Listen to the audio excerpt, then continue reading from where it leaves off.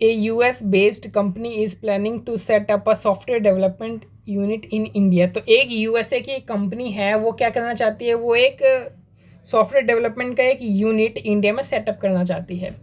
Software developed at the Indian unit will be bought back by the US parent at a transfer price of $10 million. और ये जो software है ना, ये जो सॉफ्टवेयर डेवलपमेंट यूनिट बनाएगी, इस सॉफ्टवेयर को जो पेरेंट यूएस की जो पेरेंट कंपनी है वो वापस बैक कर लेगी। यानी पहले एक यूनिट इंडिया में सेटअप करेगी, वो जो यूनिट है वो एक सॉफ्टवेयर बनाएगी, और जो पेरेंट कंपनी है उस सॉफ्टवेयर को बाय कर लेगी। कितने रुपीज़ में बाय करेगी, $10 मिलियन में बाय कर लेगी। The unit will remain in existence in India for 1 year. और ये जो यूनिट है ना, ये सिर्फ 1 साल के लिए ही बनाया जा रहा है। The software is expected to get developed within this time frame. और 1 साल के अंदर ही सॉफ्टवेयर जो है वो डेवलप हो जाएगा। यानी ये जो यूनिट जो सेटअप करी जा रही है, ये सिर्फ स्पेसिफिकली एक सॉफ्टवेयर को डेवलप करने के लिए करी जा रही है। The US based company will be subjected to corporate tax of 30%। जो यूएस की जो कंपनी है उसके ऊपर टैक्स रेट कितना लग रहा है, 30% का लग रहा है। And withholding tax of 10% in India. आगे बताऊंगा विद होल्डिंग टैक्स क्या होता है। And will not be eligible for tax credit in the US. The software developed will be sold in the US market for $12 million. Other estimates are as follows.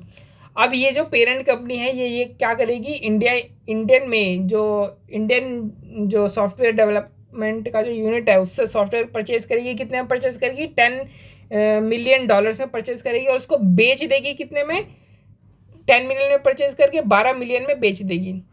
और हमें आगे कुछ जो खर्चे होने वाले हैं उसके बारे में हमें बता रखा है कि अब देखो 1 साल के लिए यानी एक सॉफ्टवेयर को डेवलप करने के लिए ये लोग पूरा जो यूनिट है उसे डेवलप तो करेंगे नहीं। तो यानी फुल्ली फर्निश्ड जो यूनिट होगा ना, कोई भी यूनिट होगा इंडिया में, वो रेंट पर ले लेंगे 1 साल के लिए, है ना। बिल्डिंग बनाने थोड़ी जाएंगे 1 साल के लिए, तो उन्हें रेंट पे ले लेंगे। तो 1 साल का रेंट कितना इनको पड़ेगा, 15 लाख रुपये इनको रेंट पड़ जाएगा। और मैन पावर यानी लेबर की कॉस्ट कितनी पड़ेगी, देखो 400 रुपया उन्हें हर घंटा मैन पावर का देना पड़ेगा। और 80 सॉफ्टवेयर प्रोफेशनल लगेंगे, और हर एक प्रोफेशनल हर एक दिन 10 घंटा का टाइम देगा। यानी टोटल देखा जाए तो एक साल में 365 दिन है, यानी 365 दिन काम करेगा एक प्रोफेशनल। ठीक है, तो एक प्रोफेशनल काम करेगा तो 365 दिन, और हर एक दिन 10 घंटा काम करेगा। लेकिन प्रोफेशनल है कितने एक्चुअल में, 80 प्रोफेशनल है। ठीक है, यानी इस हिसाब से अगर देखा जाए तो पर मैन आवर का यानी इतने टोटल लेबर कॉस्ट इनकी लगेगी। ठीक है, यानी टोटल इतने आवर्स हो गए, और एक आवर का इतना रुपया है।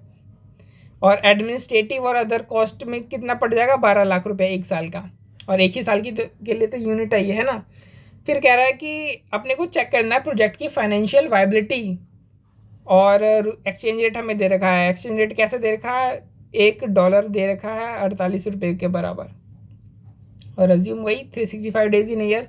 तो देखते हैं आगे, फाइनेंशियल वायबिलिटी चेक कर लेते हैं। देखो फाइनेंशियल वायबिलिटी किसके हिसाब से, यूएस की जो कंपनी है ना, जो पेरेंट कंपनी है उसके हिसाब से हमें चेक करनी है। ठीक है,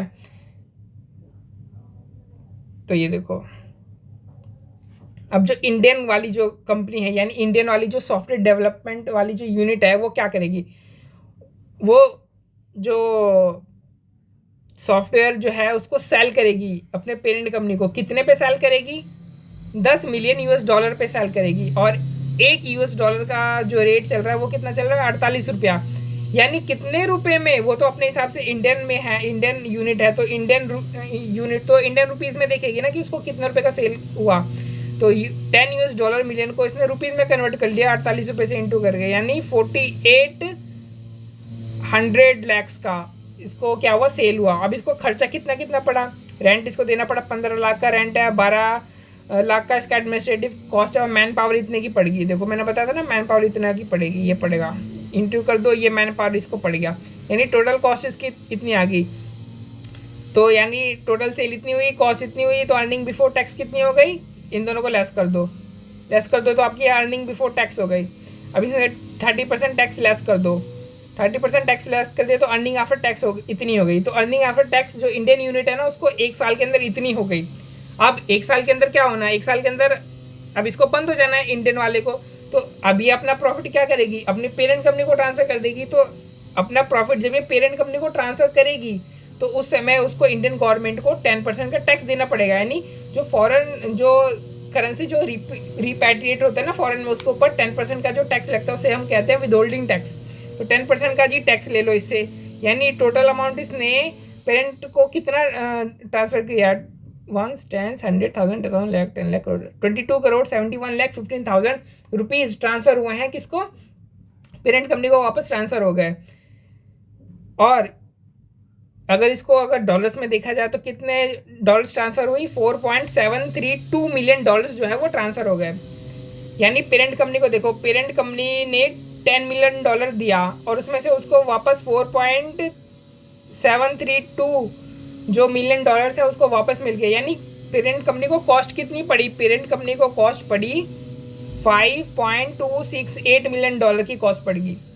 अब इसको ये बेचेगा कितने में, इसको ये 12 मिलियन में बेच देगा। यहाँ पे लिखा है ना 12 मिलियन में बेच देगा। कॉस्ट इतने की पड़ी 12 और 12 मिलियन में इतने में बेच देगा। यानी जो पेरेंट कंपनी है उसको तो फ़ायदा हो रहा है। यानी जो प्रोजेक्ट है ये वायबल है, ये फाइनेंशियली वायबल है। ठीक है, तो इस प्रोजेक्ट को एक्सेप्ट कर लेना चाहिए इसको। बस इतना सा बात है। ये तो बहुत ही बच्चों वाला क्वेश्चन था। ये तो ऐसा लगता है जैसे IPC से हम क्वेश्चन करते थे ना कॉस्टिंग में, ये वो वाला क्वेश्चन है।